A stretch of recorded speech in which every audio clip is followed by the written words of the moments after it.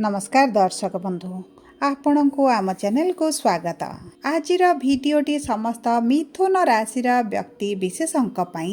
बहुत अधिक गुरुत्वपूर्ण रही कारण यही भिडियो एमिति ग्रह गोचर व परिवर्तन विषय आलोचना करवा जी आपणकर आगामी 3 मास माने यही 2025 शेष 3 मास को प्रभावित करने जाउछंती एवं आपणक जीवन रे निश्चित भाव में गोटे बड़ परिवर्तन आने जाउछंती जो परिवर्तन आपणक जीवन रे दीर्घ 27 वर्ष पर हेबाकु जाउछि एवं देखंतु एही समय मध्यरे समस्त मिथुन राशि व्यक्ति माने जानिबा को पाइबे जे जीवनर सुख कौन सफलता कौन एवं प्रकृत रे जीवनर टंकार मूल्य केते रहिछि।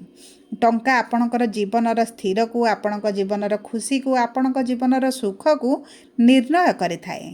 ता सहित आपण जानिबे आपणक सह वास्तव रे जहाँ भी घटुथिला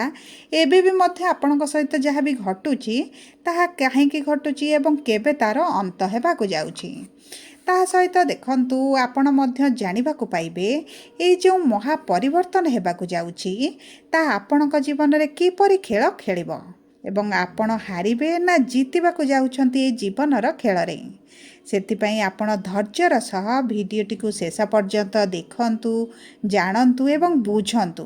देखंतु दर्शक बंधु एही 2025 गत 9 मास मध्यरे आपणक जीवन रे जहाँ भी किछि घटी जाइथिला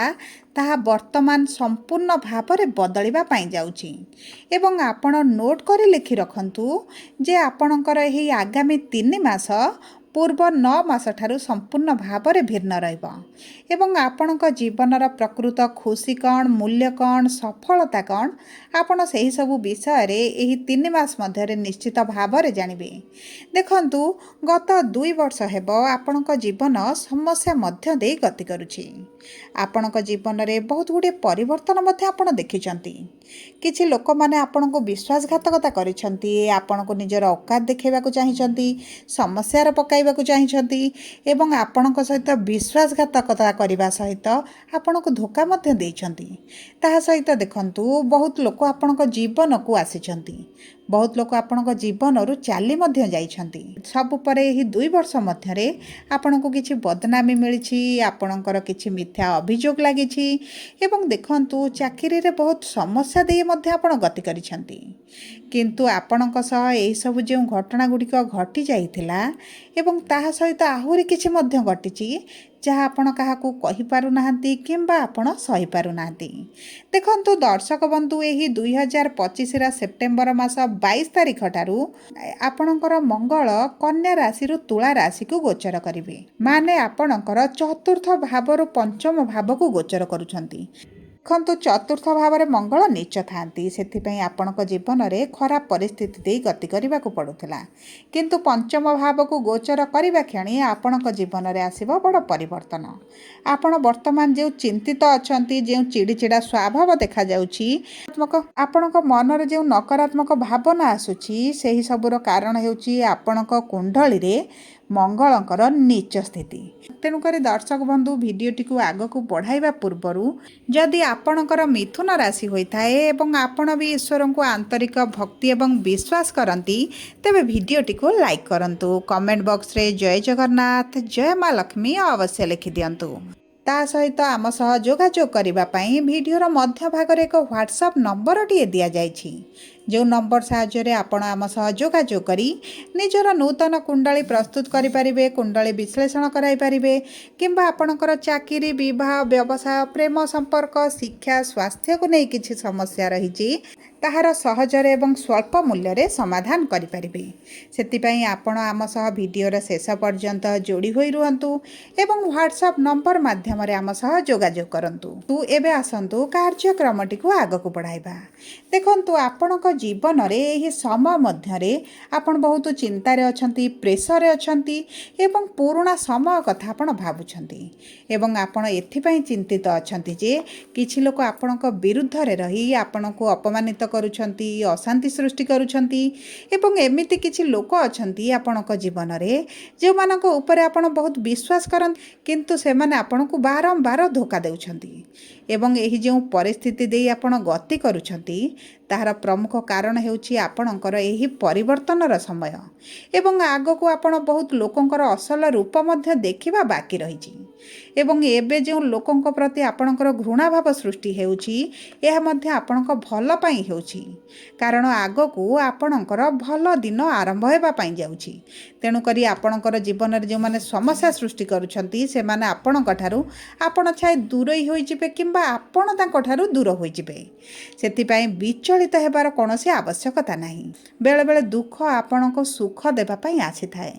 ଦେଖନ୍ତୁ ଦର୍ଶକ ବନ୍ଧୁ ମଙ୍ଗଳ ଆପଣଙ୍କର ହକ୍ ଆପଣଙ୍କୁ ଏହି ସମୟ ମଧ୍ୟରେ ନିଶ୍ଚିତ ଭାବରେ ପ୍ରଦାନ କରିବେ ଏବଂ ଆପଣଙ୍କ କୁଣ୍ଡଳୀରେ ତୁଳା ରାଶିରେ ପ୍ରବେଶ କରିବେ ମାନେ ଆପଣଙ୍କର ଚତୁର୍ଥ ଗୃହରୁ ଆପଣଙ୍କ ପଞ୍ଚମ ଗୃହକୁ ଗୋଚର କରିବେ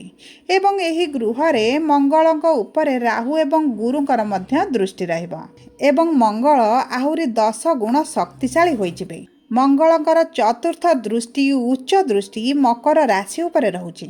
ସପ୍ତମ ଦୃଷ୍ଟି ନିଜ ସ୍ୱୟଂ ରାଶିକୁ ରହୁଛି ଏବଂ ଅଷ୍ଟମ ଦୃଷ୍ଟି ବୃଷ ରାଶି ଉପରେ ରହୁଛି ତେଣୁକରି ମଙ୍ଗଳଙ୍କର ଏହି ପରିବର୍ତ୍ତନ ବହୁତ ଉଚ୍ଚ କୋଟିର ପରିବର୍ତ୍ତନ ହେବାକୁ ଯାଉଛି ଏବଂ ଆପଣଙ୍କୁ ଆଗକୁ ଜଣାଇବି ଯେ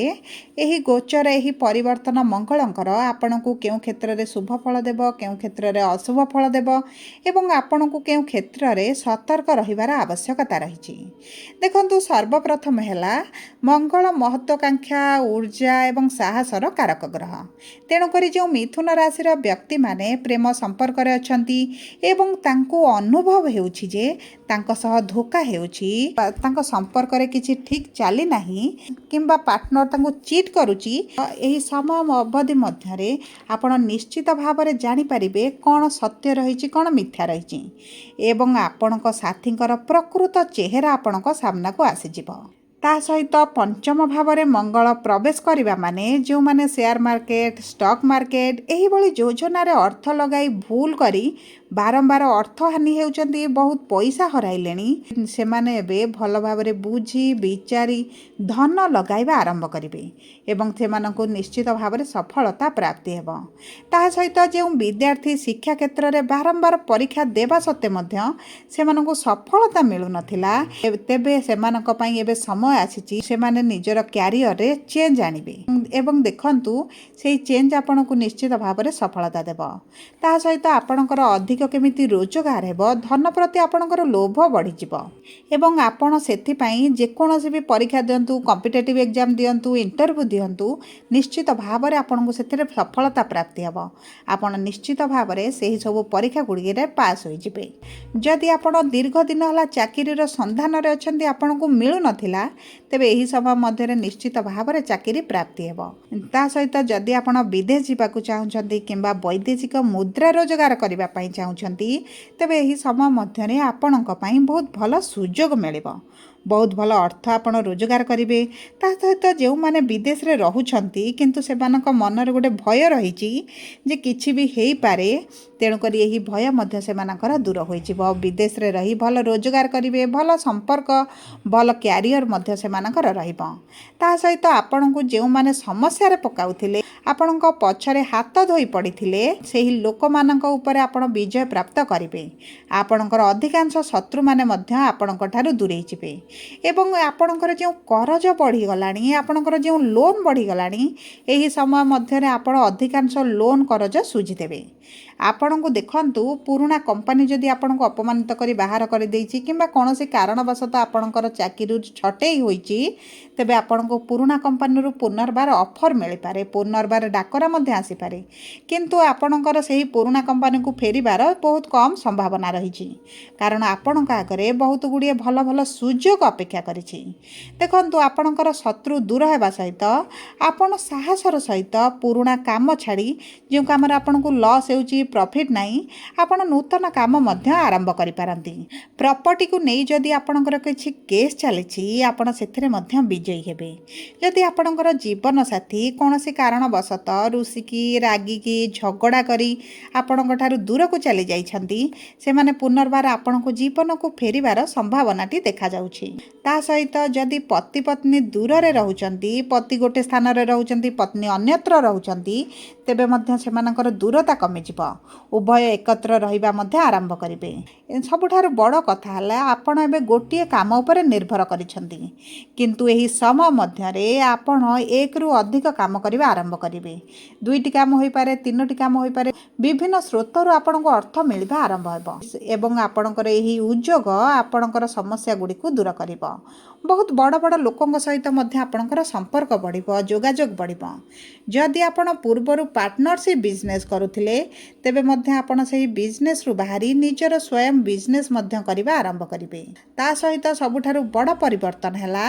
ଯେଉଁମାନେ ସନ୍ତାନ ସୁଖରୁ ବଞ୍ଚିତ ଅଛନ୍ତି, ଦୀର୍ଘ ଦିନ ହେଲା ସନ୍ତାନ ପାଇଁ ଚେଷ୍ଟା କରୁଛନ୍ତି, ବିଫଳତା ଦେଖୁଥିଲେ, ଦୁଃଖରେ ଥିଲେ, ପୀଡ଼ାରେ ଥିଲେ, ସେମାନଙ୍କୁ ସନ୍ତାନ ପ୍ରାପ୍ତି ହୋଇଯିବ। କିନ୍ତୁ ଯେଉଁମାନଙ୍କର ସନ୍ତାନ ଥିଲା କିନ୍ତୁ ସନ୍ତାନଙ୍କ ସହିତ ମତଭେଦ, ମନାନ୍ତର,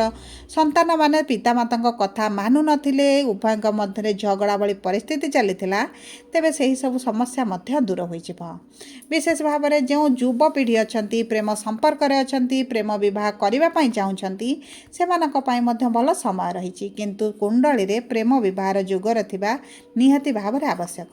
ତା ସହିତ ବଡ଼ କଥା ହେଲା, ଯଦି ଆପଣ ଶାଶୁଘରଠାରୁ ଅଲଗା ହୋଇ ରହିବାକୁ ଚାହୁଁଛନ୍ତି, ନିଜର ସ୍ୱତନ୍ତ୍ର ରହିବା ପାଇଁ ଚାହୁଁଛନ୍ତି, ତେବେ ମଧ୍ୟ ଆପଣଙ୍କ ପାଇଁ ଭଲ ସମୟ ରହିଛି। କିନ୍ତୁ ଦେଖନ୍ତୁ, ମଙ୍ଗଳଙ୍କ ଠାରୁ ଅଧିକ ଶୁଭ ଫଳ ପ୍ରାପ୍ତି ପାଇଁ ଆପଣ ନଡ଼ିଆ କୋରାର ଯେଉଁ ଲଡ଼ୁ ମିଳୁଛି, ସେହି ଲଡ଼ୁକୁ ଆପଣ ପ୍ରତିଦିନ ହନୁମାନଙ୍କ ପାଖରେ ଭୋଗ ଲଗାନ୍ତୁ। ଯଦି ଏହା ଆପଣଙ୍କ ପାଇଁ ସମ୍ଭବ ନୁହେଁ, ତେବେ ଆପଣ ମଙ୍ଗଳବାରକୁ ମଙ୍ଗଳବାର ହନୁମାନଙ୍କ ପାଖରେ ଭୋଗ କରନ୍ତୁ। ଆପଣଙ୍କ ଭାଗ୍ୟରେ ବଡ଼ ପରିବର୍ତ୍ତନ ଆସିବ। ଯଦି ଆପଣଙ୍କର ମିଥୁନ ରାଶି ହୋଇଥାଏ, ଭିଡ଼ିଓଟି କିଭଳି ଲାଗିଲା କମେଣ୍ଟ ବକ୍ସରେ ଲେଖି ଜଣାନ୍ତୁ। ଯଦି ପ୍ରଥମ ଥର ଆମ ଚ୍ୟାନେଲକୁ ଆସିଛନ୍ତି, ଚ୍ୟାନେଲଟିକୁ ସବସ୍କ୍ରାଇବ୍ କରନ୍ତୁ। ପାଖରେ ଥିବା ବେଲ୍ ଆଇକନ୍କୁ